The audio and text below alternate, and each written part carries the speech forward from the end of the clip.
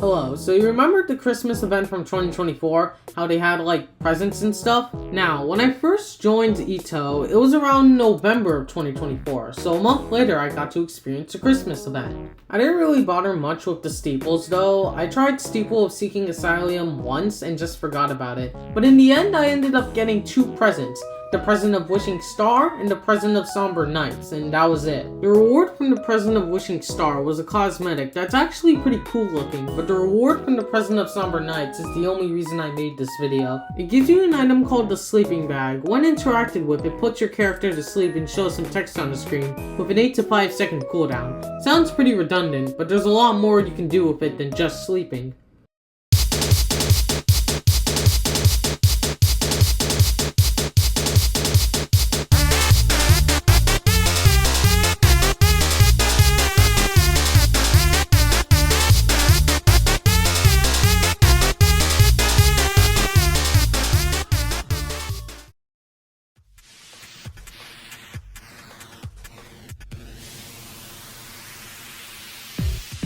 Ever since its release, the sleeping bag has been abused to clip through walls, specifically ones that are 1 stud thick.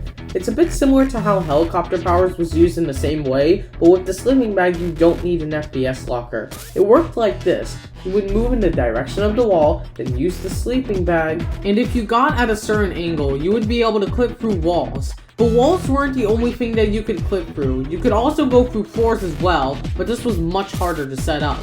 This was very helpful for getting out of soft locks, especially in Thanos Tower. Even more strangely, you could use the sleeping bag to bounce yourself up.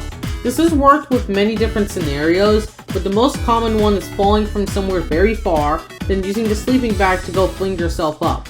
This is completely luck based, however, as sometimes it might not give you enough height to get up, or just might not work at all.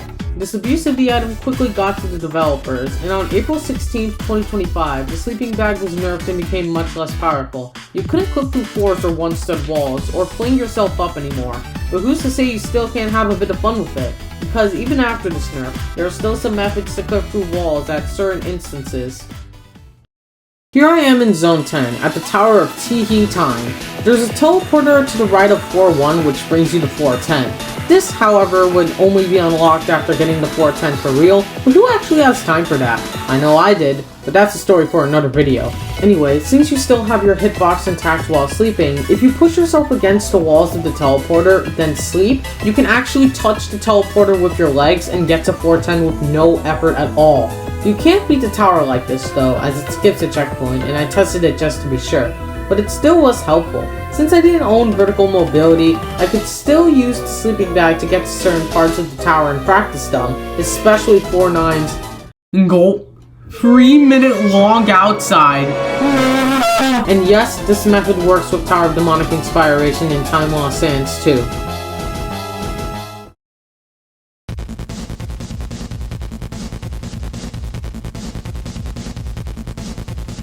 While the sleeping bag can't directly heal you, it still has a nice ability in hand. When you use it, you might notice this blue aura around you. Anyone who's played Roblox for a while will know that this means you are invincible, and you can't take damage. Yep, you can use the sleeping bag to be invulnerable to kill bricks, but this doesn't do much since it locks you in place. It does help for one thing though, Killbrick survival sections, as you could just stay in place and not take any damage from the Killbrick spinner while waiting for the timer to be over. Unfortunately, if you sleep for too long, you'll automatically be taken out of it, and you'll have to wait for another cooldown afterwards, but it's still pretty useful, alright? However, I wouldn't recommend trying to do this one on a thin platform, or else you'll... You know what? That actually brings me to my next section.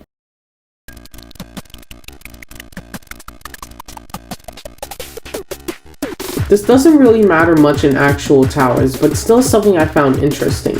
If you use the sleeping bag while standing on a slanted platform, edge of a platform, wedge, or thin platform, you won't be able to stay laying down and will eventually fall because you're incapable of moving while in the sleeping bag. You will ragdoll in usually funny ways.